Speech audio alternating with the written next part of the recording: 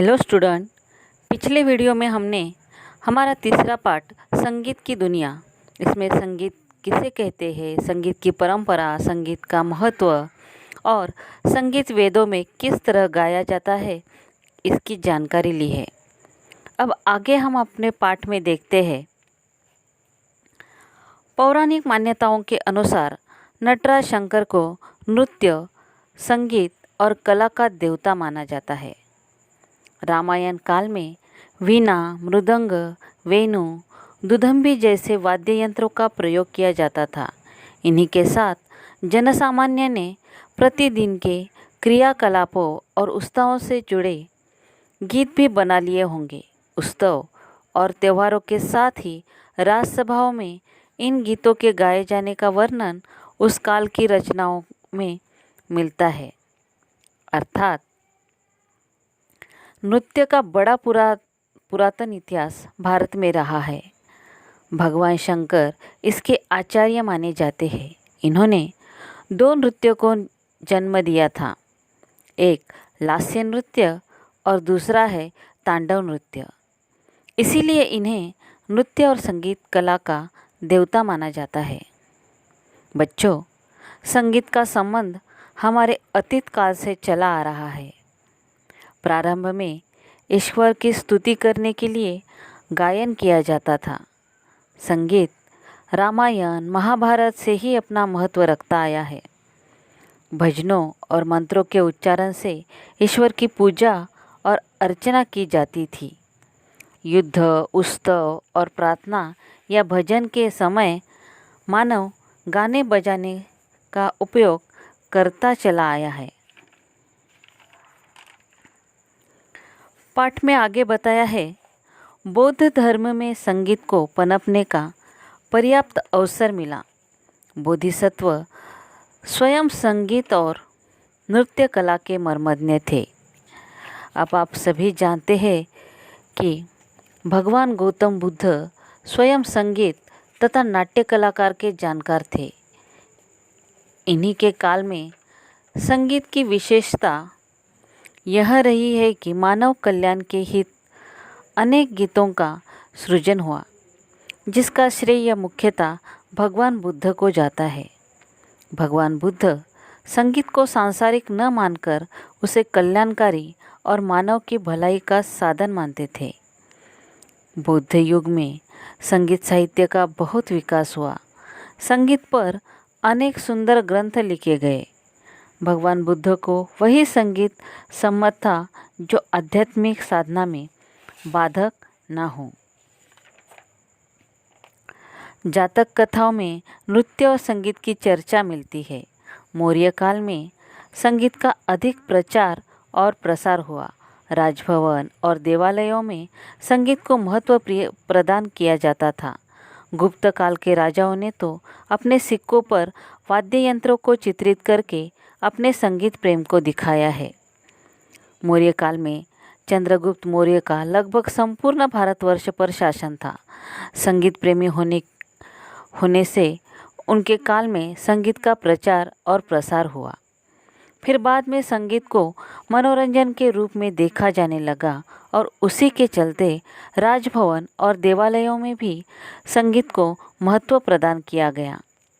जिस तरह से हम किसी भी चीज़ को संभाल कर रखते हैं ताकि वो आने वाली पीढ़ी को भी याद रहे, उसी तरह से गुप्त काल में भी सिक्कों पर वाद्य यंत्रों को चित्रित किया गया ताकि आने वाली पीढ़ी को समझ में आ सके कि उन्हें संगीत से कितना लगाव था। पाठ में आगे देखते हैं। दक्षिण भारत के प्राचीन तमिल साहित्य में जिस संगीत का उल्लेख किया गया उसे भक्ति आंदोलन से बल मिला। आज भी दक्षिण भारत के कर्नाटक संगीत की विशेष पहचान है। आगे चलकर जब भारत में मुस्लिम सभ्यता का आगमन हुआ तो फारस और अरब के संगीत का भी प्रभाव भारतीय संगीत पर पड़ा। 14वीं शताब्दी के आरंभ में अलाउद्दीन खिलजी के दरबार के कवि अमीर खुसरो महान संगीतज्ञ भी थे।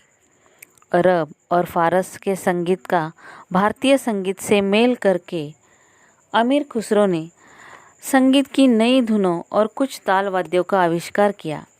कहते हैं तबला उन्होंने ही बनाया था। 14वीं-15वीं शताब्दी के आसपास भारत में मुसलमानों का आगमन हुआ।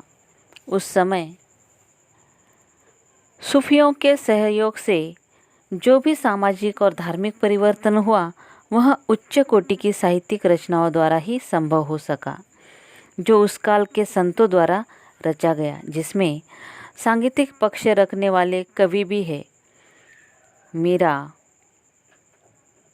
स्वामी हरिदास, तानसेन, कबीर, गुरु नानक, रहीम, नामदेव, चतुर्भुज दास आदि ने संगीत काव्यों की रचना करके संगीत जन जन तक पहुंचाया है।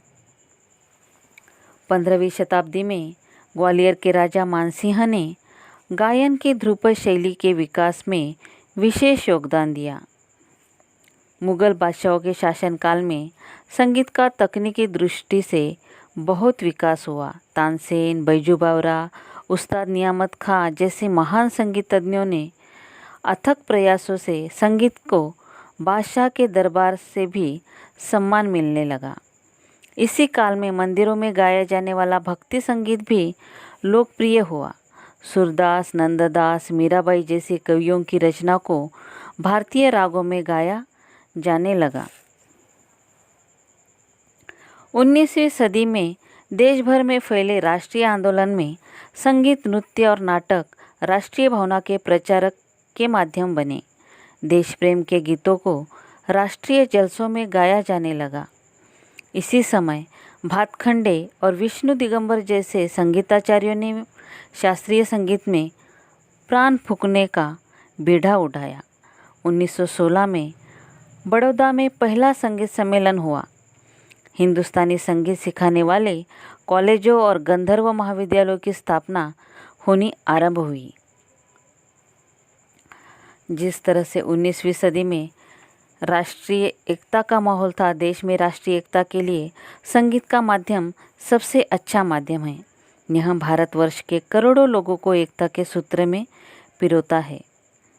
अनेकों ऐसे फिल्मी गीत हैं जो राष्ट्रीय एकता की भावना से ओतप्रोत है, जैसे सारे जहां से अच्छा, मेरे देश की धरती, हम लाए हैं तूफान से कश्ती निकाल के, ए मेरे वतन के लोग। ऐसे अनेक गीतों के माध्यम से राष्ट्रीय गीत की भावना को मजबूत किया जाता है। वास्तव में संगीत में ही समस्त राष्ट्र को एकता के सूत्र में बांधने की शक्ति है। देश की एकता एवं अखंडता को कायम रखने के लिए संगीत एक सशक्त माध्यम है। आज के लिए इतना ही। पाठ का अंतिम भाग देखते हैं अगले वीडियो में।